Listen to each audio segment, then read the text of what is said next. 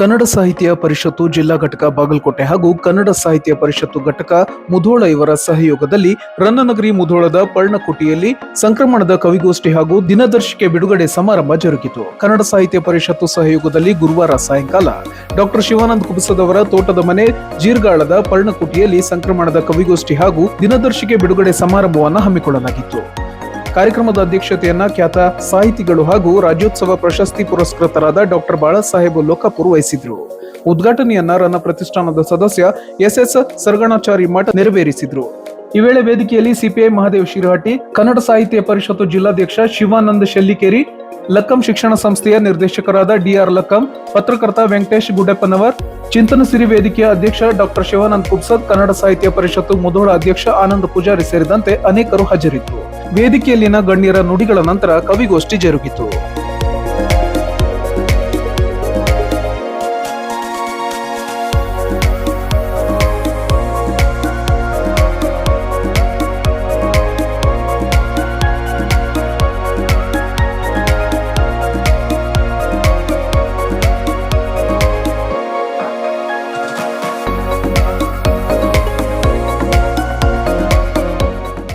ಸಾಹಿತ್ಯ ಅನ್ನೋದು ನಾನು ಆ್ಯಕ್ಚುಲಿ ನಾವು ಪ್ರೈಮರಿಗಿದ್ದಾಗ ನಮಗೇನು ಪ್ರೈಮರಿ ಅಥವಾ ಹೈಸ್ಕೂಲ್ದಾಗ ಏನು ನಮಗೆ ಕಲಿಸ್ತಿದ್ರಲ್ಲ ಗುರುಗಳು, ಅವರು ಎಷ್ಟು ಭಾವ ತುಂಬಿ ರಸವತ್ತಾಗಿ ಬೇಂದ್ರೆಯವ್ರ ಕವನಗಳಿರ್ಬೋದು, ಆಮೇಲೆ ಈ ಕುವೆಂಪು ಅವ್ರದ್ದು ಶ್ರೀರಾಮಾಯಣ ದರ್ಶನಮ್ಮ ಕೃತಿ ಕೆಲವೊಂದು ತುಣುಕುಗಳಿರ್ಬೋದು, ದ.ರಾ ಬೇಂದ್ರೆಯವರು, ಆಮೇಲೆ ಭಾಳಷ್ಟು ಕಸವು ರಸವಾಗಿ ಬಾಳು ನಂದನವಾಗಿ ಸೋದರತೆ ಹೊಳೆಯಾಗಿ ಹರಿದು ಬರಲಿ ಅಂಥೇಳಿ ಒಬ್ಬರು ಕವಿಗಳು ಹೇಳ್ತಾರೆ.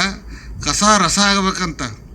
ಈಗ ದನಗಳು ಏನು ಮಾಡ್ತಪ್ಪ, ದನಗಳಿಗೆ ನಾವು ಹಾಲು ಪಡಿಬೇಕಾದ್ರೆ ಅವಕ್ಕೆ ಏನು ಹಾಕ್ಬೇಕಂದ್ರೆ ಮೇವು ಹಾಕ್ತೀವಿ, ಕಸ ಹಾಕ್ತೀವಿ ನಾವು. ಅವು ಕಸ ತಿಂದ ರಸ ಕೊಡ್ತಾವೆ. ಕಸವು ರಸವಾಗಿ ಬಾಳು ನಂದನವಾಗಿ ಅಂದರೆ ಏನು, ಭಾಳ ಸ್ವರ್ಗವಾಗಿ ಸೋದರತೆ ಹೊಳೆಯಾಗಿ ಹರಿದು ಬರಲಿ ಅಂತಕ್ಕಂಥ ಒಂದೊಂದು ಶಬ್ದಗಳನ್ನು ಜೋಡಿಸುವಂಥ ಕಲೆ ಏನೈತಲ್ಲ, ಅದು ಶ್ರೇಷ್ಠವಾದದ್ದು.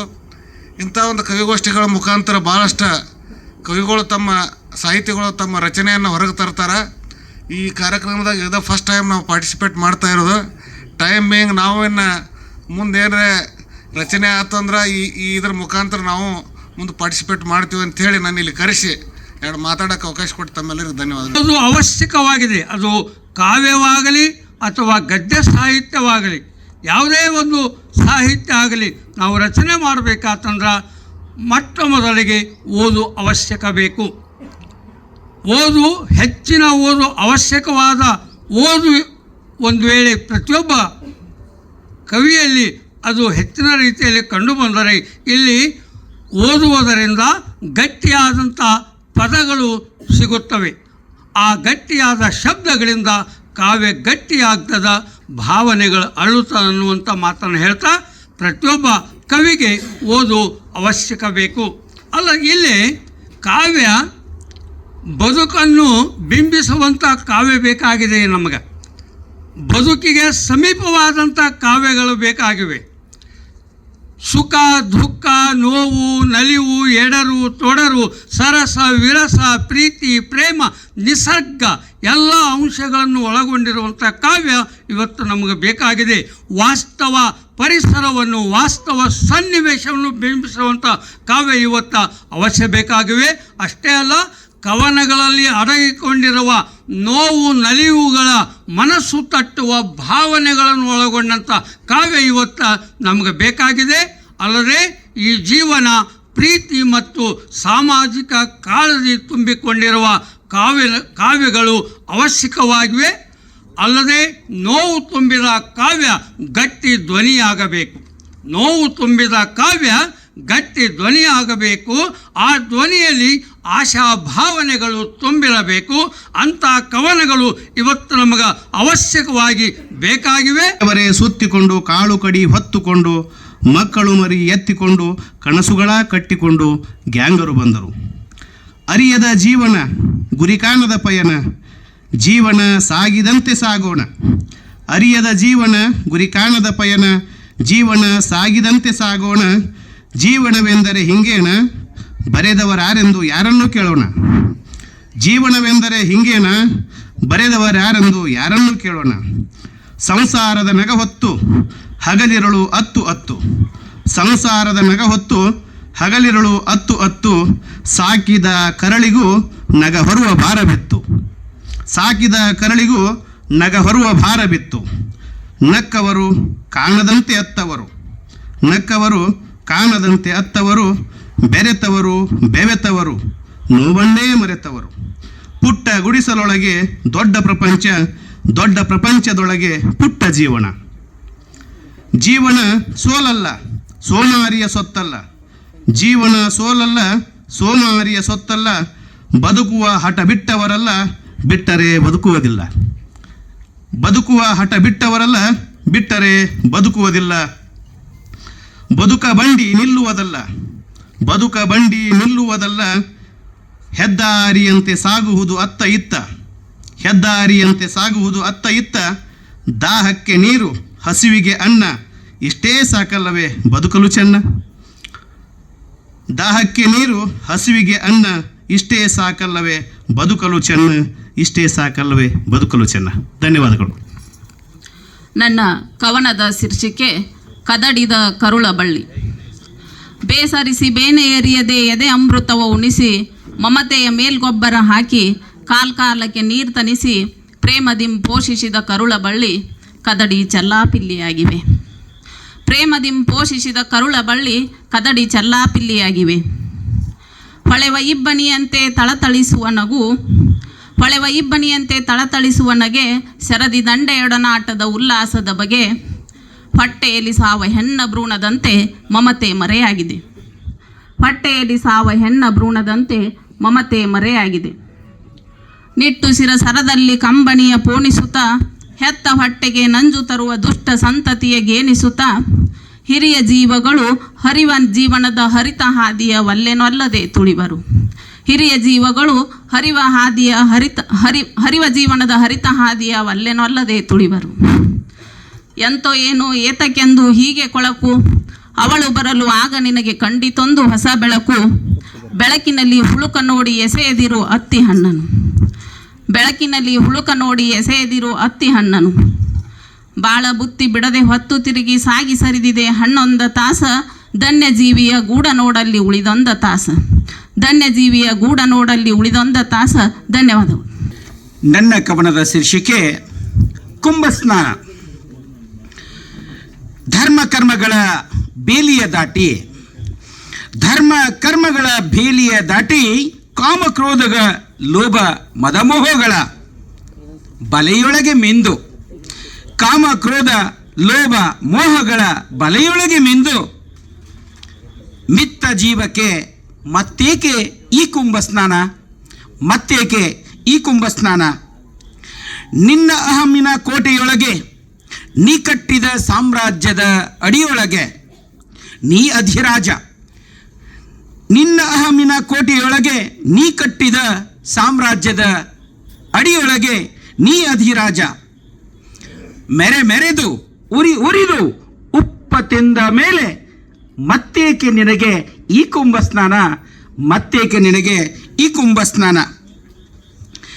ಈಗ ಮನಸೊಪ್ಪದಿದ್ದರೂ ಸರಿ, ಈಗ ನಿನಗೆ ಮನಸೊಪ್ಪದಿದ್ದರೂ ಸರಿ, ತಂತ್ರ ಕುತಂತ್ರ ಮಂತ್ರಗಳ ಸಹಾಯದಿಂದ, ತಂತ್ರ ಕುತಂತ್ರ ಮಂತ್ರಗಳ ಸಹಾಯದಿಂದ ಹಣ ಹೆಂಡ ಖಂಡಗಳ ಮೇಲೆ ಕಟ್ಟಿದ ಆ ನಿನ್ನ ಸಾಮ್ರಾಜ್ಯದ ಮೇಲೆ ನಿಂತು ನೋಡುವೆ ನಾನು ಮತ್ತೇಕೆ ಈ ನಿನಗೆ ಮಡಿಸ್ನಾನ, ಮತ್ತೇಕೆ ನಿನಗೆ ಮಡಿಸ್ನಾನ.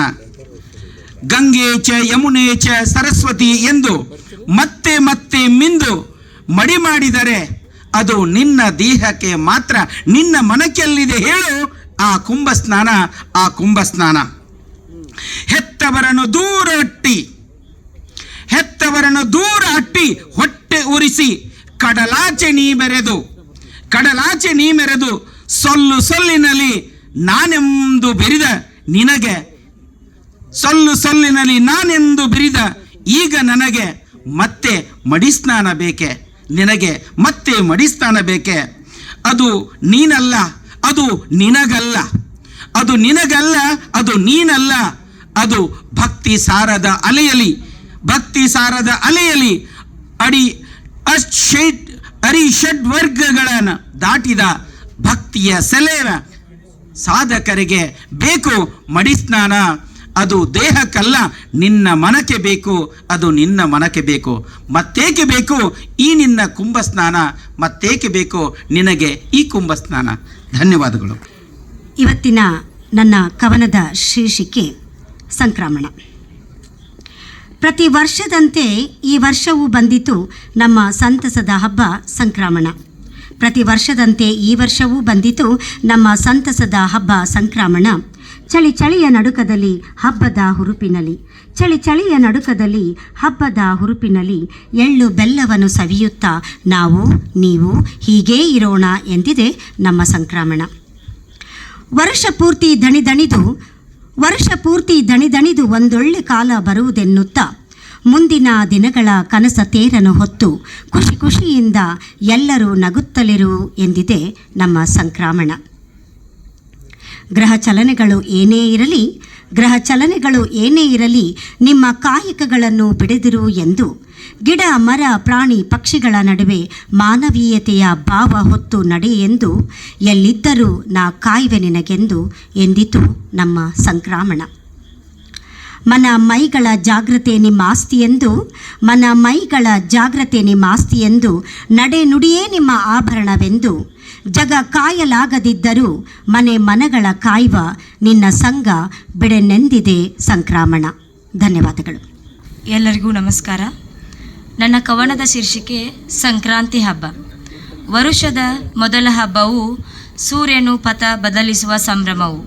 ಸಂಕ್ರಾಂತಿ ಹಬ್ಬದ ಸಡಗರವು ರೈತರಿಗೆ ಸುಗ್ಗಿಯ ಕಾಲವು.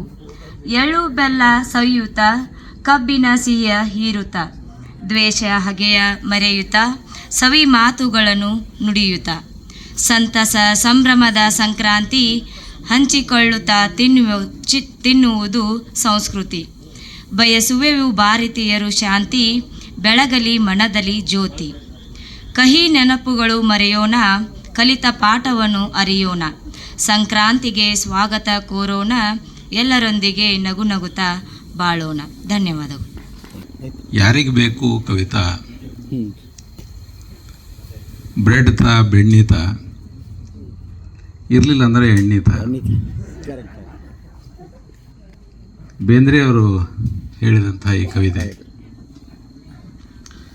ಯಾರಿಗೆ ಬೇಕು, ಯಾಕೆ ಬೇಕು ಅನ್ನುವ ಚರ್ಚೆಗಳು ಕವಿತೆ ಹುಟ್ಟಿದ ದಿನದಿಂದನೂ ಪ್ರಾರಂಭ ಆಗಿವೆ, ಇನ್ನೂ ನಡೀತಾನೆ ಇದೆ. ಮತ್ತು ಅತ್ಯಂತ ಆಸಕ್ತಿದಾಯಕ ವಿಷಯ ಇರುವುದು ಮತ್ತು ಕವಿತೆಗಳಲ್ಲಿ. ವಿಪರ್ಯಾಸ ಅಂತಂದರೆ ಯಾವುದೇ ಪುಸ್ತಕದ ಅಂಗಡಿಗೆ ಹೋದ್ರೂ ಕೂಡ ಕವನ ಸಂಕಲನಗಳನ್ನು ಕೊಳ್ಳಲಿಕ್ಕೆ ಬರುವಂತಹ ಓದುಗರನ್ನು ನಾವು ಕಾಣೋದಿಲ್ಲ. ಬಹಳಷ್ಟು ಕವನ ಸಂಕಲನಗಳು ಕಾಂಪ್ಲಿಮೆಂಟ್ರಿಯಾಗಿ ವಸ್ತ್ರದ ವಕೀಲರು ನನಗೆ ಕೊಡೋದು, ನಾ ವಸ್ತ್ರದ ವಕೀಲರಿಗೆ ಕೊಡೋದು. ಬಾಳಾಸಾಹೇಬ್ ಲೋಕಾಪುರ್ ಸರ್ ಆ ರೀತಿಯಿಂದ ಒಂದು ಸ್ತರ ಹೆಚ್ಚಿನದಲ್ಲಿ ಇದ್ದಾರೆ. ಕಾದಂಬರಿಕಾರರು, ಕಥೆಗಾರರು, ಅವರ ಪುಸ್ತಕಗಳು 2ನೇ ಮುದ್ರಣ 3ನೇ ಮುದ್ರಣ ಕಾಣ್ತವೆ. ಸತ್ವ ಇತ್ತು ಅಂದರೆ 2ನೇ ಮುದ್ರಣ 3ನೇ ಮುದ್ರಣ ಕಾಣ್ತವೆ. ಕವಿತೆ ಅತ್ಯಂತ ಜನಪ್ರಿಯವಾದಂತಹ ವಿಧಾನವಾದರೂ ಕೂಡ ಓದುಗರಿಗೆ ಜನಪ್ರಿಯವಾದ ವಿಧಾನ ಅಲ್ಲ, ಬರಹಗಾರರಿಗೆ ಜನಪ್ರಿಯ. ಒಂದು ಚೀಟಿ ತೊಗೊಂಡು 4 ಲೈನ್ ಬರೆದುಬಿಟ್ರೆ ಒಂದು ಕವಿತೆ ತಯಾರಾಗಿಬಿಡ್ತು. ಅಂತಹ ಸಂದರ್ಭದಲ್ಲಿ ಮುಧೋಳದಲ್ಲಿ ನನ್ನ ಈ ಪರ್ಣಕುಟಿಯಲ್ಲಿ ಈ ಸ್ಟೇಜನ್ನು ಈ ಸಭಾಂಗಣವನ್ನು ಓಪನ್ ಸಭಾಂಗಣವನ್ನು ಮಾಡಿದಾಗ ನನ್ನ ಉದ್ದೇಶ ಏನಿತ್ತು ಅಂತಂದರೆ, ಒಂದು ಮಾಸಿಕ ಕವಿಗೋಷ್ಠಿ ಮಾಡೋಣ್ರಿ ಆನಂದ್ ಅವರು ಅಂತ ಹೇಳಿದ್ದೆ ನಾನು. ಆನಂದ್ ಅವರು ನಾವು ಕೂಡಿ ಒಂದು ಮಾಸಿಕ ಕವಿಗೋಷ್ಠಿ ಮಾಡೋಣ, ಗಂಭೀರವಾಗಿ ಚರ್ಚೆಯ ಬಗ್ಗೆ ಕವಿತೆಯ ಬಗ್ಗೆ ಚರ್ಚೆ ಮಾಡೋಣ. 1 ಅಥವಾ 2 ಕವಿತೆಗಳನ್ನಷ್ಟೇ ತೆಗೆದುಕೊಳ್ಳೋಣ. ಅದು ನಮ್ಮವರು ಬರೆದ ಕವಿತೆ ಆಗಿರಲಿ ಅಥವಾ ಬೇರೆ ಪ್ರಸಿದ್ಧ ಕವಿಗಳು ಬರೆದಂತಹ ಕವಿತೆ ಆಗಿರಲಿ, ಗಂಭೀರವಾದ ಸಾಹಿತ್ಯವನ್ನು ನಾವು ಚರ್ಚಿಸೋಣ. ತಿಂಗಳಿಗೊಮ್ಮೆ ಎಲ್ಲರೂ ಕೂಡೋಣ ಅಂದ್ಕೊಂಡಿದ್ದೆವು. ಈಗ ವರ್ಷಕ್ಕೊಮ್ಮೆ ಆದರೂ ಕೂಡ್ತೇವೆ ಅನ್ನುವಂಥ ಖುಷಿ ಇದೆ ನಮಗೆ. ಹೋದ ವರ್ಷ ಇನ್ನೂ ಈ ಬ್ಯಾನರ್ ಅದ, ಹೋದ ವರ್ಷ ಸಂಕ್ರಮಣಕ್ಕೆ ಇದೇ ಕವಿಗೋಷ್ಠಿ ಮತ್ತು ದಿನದರ್ಶಿಕೆ ಬಿಡುಗಡೆಯನ್ನು ಮಾಡಿದ್ದೆವು.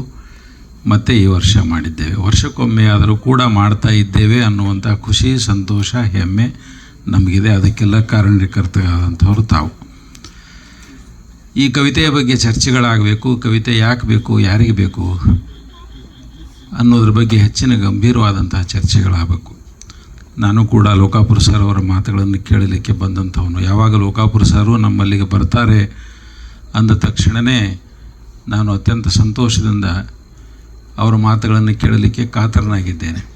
ಅನೇಕ ಬಾರಿ ಅನೇಕ ಸಭೆಗಳಲ್ಲಿ ಅವರ ಮಾತುಗಳನ್ನು ಕೇಳಿದ್ದೇನೆ. ಅವರು ಬರೆದಂಥ ಪುಸ್ತಕಗಳನ್ನು ಓದಿದ್ದೇನೆ. ಪುರುಷಾವತಾರ ನಿನ್ನೆ ಓದಿ ಮುಗಿಸಿದೆ. ವೈದ್ಯಕೀಯವನ್ನು ಕೂಡ ಅತ್ಯಂತ ಸಹಜವಾಗಿ ಆ ಪುಸ್ತಕದಲ್ಲಿ ಅವರು ಬರೆದದ್ದನ್ನು ನೋಡಿ ಅಭ್ಯಾಸ ಇಲ್ಲದೇ ಯಾವುದೇ ಕಾದಂಬರಿಯನ್ನು ಬರೀಲಿಕ್ಕೆ ಸಾಧ್ಯ ಇಲ್ಲ ಅನ್ನೋದು ಕಾಣಿಸ್ತು ನನಗೆ. ಅವ್ರ ಮಗ ವೈದ್ಯನಾಗಿದ್ದರಿಂದ ಅನೇಕ ವೈದ್ಯಕೀಯ ವಿಷಯಗಳನ್ನು ಅವನಿಂದ ಪಡೆದುಕೊಂಡು ಅತ್ಯಂತ ಕರಾರುವಾಕ್ಕಾಗಿ ವೈದ್ಯಕೀಯ ವಿಷಯಗಳನ್ನು ಆ ಪುಸ್ತಕದಲ್ಲಿ ಬರೆದಿದ್ದಾರೆ. ನಿನ್ನೆ ಓದಿ ಮುಗಿಸಿ ನಿನ್ನೆ ಪ್ರಾರಂಭ ಮಾಡಿದ್ದೀನಿ ಸರ್. ಗಾಂಧಿ ಬಂದಿದ್ದ ವಿಷಯ ಎಲ್ಲ ಓದಗಲು ಉತ್ಸುಕನಾಗಿದ್ದೇನೆ. ಹಾಗಿರಬೇಕು. ಪುಸ್ತಕ ಓದಲಿಕ್ಕೆ ಪ್ರಾರಂಭ ಆದು ಅಂದರೆ ತಾನೇ ನಿಮ್ಮನ್ನು ಓದಿಸ್ಕೊಂಡು ಹೋಗಬೇಕದು. ಓದಿಸ್ಕೊಂಡು ಹೋಗಿ ಇನ್ನಷ್ಟು ಓದಬೇಕು ಅನ್ನುವಂತಹ ಮನಸ್ಸು ಬರಬೇಕು. ಈ ಟಿ ವಿ ಇದ್ದಂತಹ ಈ ದಿನಮಾನಗಳಲ್ಲಿ ಪುಸ್ತಕವನ್ನು ಓದುವುದು ಕಡಿಮೆ ಆಗಿದೆ. OTT ಬಂದ ಮೇಲೆ ಅಂತೂ ಪುಸ್ತಕ ಬಿಟ್ಟು OTT ನೋಡ್ಕೊತ ಯಾಕಂದ್ರೆ ಈಸಿಯಾಗಿ ನಮ್ಗೆ ಕಣ್ಣಿಗೆ ಕಾಣಿಸ್ತದೆ, ನೋಡ್ಕೊತ ಕೂಡಲಿಕ್ಕೆ ಸಾಧ್ಯ ಆಗ್ತದೆ. ಕೈಯೊಳಗೊಂದು ರಿಮೋಟ್ ಇದ್ದರೆ ಸಾಕು, ಒಂದಿಷ್ಟು ವೈಫೈ ಚಾಲು ಇತ್ತಂದ್ರೆ ಸಾಕು, ನೋಡ್ಕೊತ ಕೂಡಬೋದು OTT. ಆದರೆ OTT ನೋಡ್ತಾ ಇರುವಾಗ ಒಂದು ಪುಸ್ತಕ ಕಣ್ಣಿಗೆ ಬಿದ್ದು ಆ ಪುಸ್ತಕ ಓದಲಿಕ್ಕೆ ಪ್ರಾರಂಭ ಮಾಡಿದ ತಕ್ಷಣ ನಾವು OTT ಬಂದ್ ಮಾಡಬೇಕು. ಅಂತಹ ಪುಸ್ತಕಗಳು ನಮ್ಮ ಕಣ್ಣೆದುರಿಗೆ ಬಿತ್ತು ಅಂತಂದರೆ ಓದಲಿಕ್ಕೆ ಸಾಧ್ಯ ಆಗ್ತದೆ. ಅಂತಹ ಪುಸ್ತಕಗಳನ್ನು ಬರೆಯುವವರಲ್ಲಿ ಒಬ್ಬರಾದಂತಹ ಲೋಕಾಪುರ ಸರ್ ನಮ್ಮ ಎದುರಿಗೆ ಇದ್ದಾರೆ. ಅನೇಕ ಅಕಾಡೆಮಿಯ ಪ್ರಶಸ್ತಿಗಳನ್ನು ಪಡೆದುಕೊಂಡಂಥವರು. ನಮ್ಮ ಬಾಗಲಕೋಟೆಯ ಹೆಮ್ಮೆ. ಬಾಗಲಕೋಟೆಯಲ್ಲಿ ಅದು ಅವರ ಕರ್ಮಭೂಮಿ. ಹೀಗಾಗಿ ಬಾಗಲಕೋಟೆಯ ಹೆಮ್ಮೆ, ಅಥಣಿ ಹೆಮ್ಮೆ ಕೂಡ ಅವರು. ಅಂತಹ ವ್ಯಕ್ತಿಗಳು ಇವತ್ತು ಬಂದಿದ್ದಾರೆ. ಅವರ ಮಾತುಗಳನ್ನು ಕೇಳೋಣ. ಇನ್ನಷ್ಟು ಗಂಭೀರವಾಗಿ ಮತ್ತು ಈಗ ನಾನು ಬಹಳ ಸಲ ಹೇಳಿದ ಹಾಗೆ ಆನಂದ ಶಿವಾನಂದ ಇಬ್ಬರೂ ಕೂಡಿದ್ದರಿಂದಾಗಿ ತಾಲೂಕು ಮತ್ತು ಜಿಲ್ಲಾ ಮಟ್ಟದಲ್ಲಿ ಅನೇಕ ಕಾರ್ಯಕ್ರಮಗಳು ಆಗ್ತಾ ಇದ್ದಾವೆ. ಮುಧೋಳಕ್ಕೆ ಆನಂದ, ಬಾಗಲಕೋಟೆಗೆ ಶಿವಾನಂದ. ಇಬ್ಬರೂ ಕೂಡಿ ಸಾಹಿತ್ಯವನ್ನು ಆನಂದಮಯವಾಗಿ ಮಾಡ್ತಾ ಇದ್ದಾರೆ. ಇನ್ನಷ್ಟು ಕಾರ್ಯಕ್ರಮಗಳು ಹೀಗೆ ಜರುಗಲಿ. ಕಾವ್ಯದ ಬಗ್ಗೆ, ಸಾಹಿತ್ಯದ ಬಗ್ಗೆ ಗಂಭೀರವಾದ ಚಿಂತನೆಗಳಾಗಬೇಕು. ಆ ಚಿಂತನೆಗಳನ್ನು ನಾವೆಲ್ಲರೂ ಕೂಡ ಮುಂದುವರಿಸೋಣ ಅಂಥೇಳಿ ಈ ನಮ್ಮ ಇದು ಪರ್ಣಕುಟಿಯ ವೇದಿಕೆ ತಮಗೆಲ್ಲರಿಗೂ ಯಾವಾಗಲೂ ಮುಕ್ತವಾಗಿದೆ. ಸಾಹಿತ್ಯದ ಕಾರ್ಯಕ್ರಮಗಳಿಗೆ ಬೇಕಾದಾಗ ಬಂದರೂ ಕೂಡ ಇಲ್ಲಿ ಇಷ್ಟು ಕುರ್ಚಿಗಳು, ಇದೊಂದು ಮೈಕ, ಇದೊಂದು ಎಲ್ಲ ಯಾವಾಗ ಬೇಕಾದರೂ ಇರ್ತದೆ. ಸಾಹಿತ್ಯದ ಕಾರ್ಯಕ್ರಮಗಳು ನಡಿಬೇಕು. ಕನ್ನಡ ಸಾಹಿತ್ಯ ಪರಿಷತ್ತಿನ ವತಿಯಿಂದ ಅಷ್ಟೇ ಅಲ್ಲ, ಬೇರೆ ಯಾರಾದರೂ ಕೂಡ ತಮ್ಮ ಸಾಹಿತ್ಯದ ಕಾರ್ಯಕ್ರಮಗಳು ಮಾಡ್ತಿದ್ರೆ ನಾವು ತೆರೆದ ಮನಸ್ಸಿನಿಂದ ತಮಗೆ ಸ್ವಾಗತ ಮಾಡ್ತೇವೆ. ನಮ್ಮ ಫ್ಯಾಮಿಲಿಯವರೆಲ್ಲರೂ ನನಗೆ ಇಲ್ಲಿ ಸಾಹಿತ್ಯ ಕಾರ್ಯಕ್ರಮ ಮಾಡುವುದರಿಂದ ನನಗೆ ಉಪಯೋಗ ಏನು ಅಂತಂದರೆ, ನನ್ನ ಮಕ್ಕಳು ಮೊಮ್ಮಕ್ಕಳು ಎಲ್ಲರೂ ಕೂಡ ಸಾಹಿತ್ಯದಲ್ಲಿ ಆಸಕ್ತಿ ಬೆಳೆದುಕೊಳ್ಳುವಂಥ ವಾತಾವರಣ ನಿರ್ಮಾಣ ಆಗ್ತದೆ. ಅವ್ರ ಕಣ್ಣೆದುರಿಗೆ ಈ ಸಾಹಿತ್ಯದ ಕಾರ್ಯಕ್ರಮಗಳನ್ನು ನೋಡ್ತಾ ಹೌದು ನಾವು ಇಂಥದ್ದನ್ನು ಮಾಡಬೇಕಲ್ಲ ಅನ್ನೋದು ಅವರ ತಲೆಯಲ್ಲಿ, ಅವರ ಮನಸ್ಸಿನಲ್ಲಿ ಮೂಡ್ತದೆ. ಆ ರೀತಿ ನಾನು ಒಂದು ರೀತಿಯ ಸ್ವಾರ್ಥಿ ಅನ್ಬೋದು. ನನ್ನ ಕುಟುಂಬಕ್ಕೆ ಸಾಹಿತ್ಯದ ರಸದೌತಣ ಕೊಡಲಿಕ್ಕೆ ತಮ್ಮನ್ನೆಲ್ಲ ಬಳಸಿಕೊಳ್ತಾ ಇದ್ದೇನೆ. ತಾವೆಲ್ಲ ಬಂದಿದ್ದೀರಿ, ಹೆಚ್ಚಿಗೆ ಮಾತಾಡೋದಿಲ್ಲ. ತಮಗೆಲ್ಲ ಧನ್ಯವಾದಗಳನ್ನು ಅರ್ಪಿಸ್ತಾ ನಾನು 2 ಮಾತನ್ನು ಮುಗಿಸ್ತೇನೆ. ನಮಸ್ಕಾರ.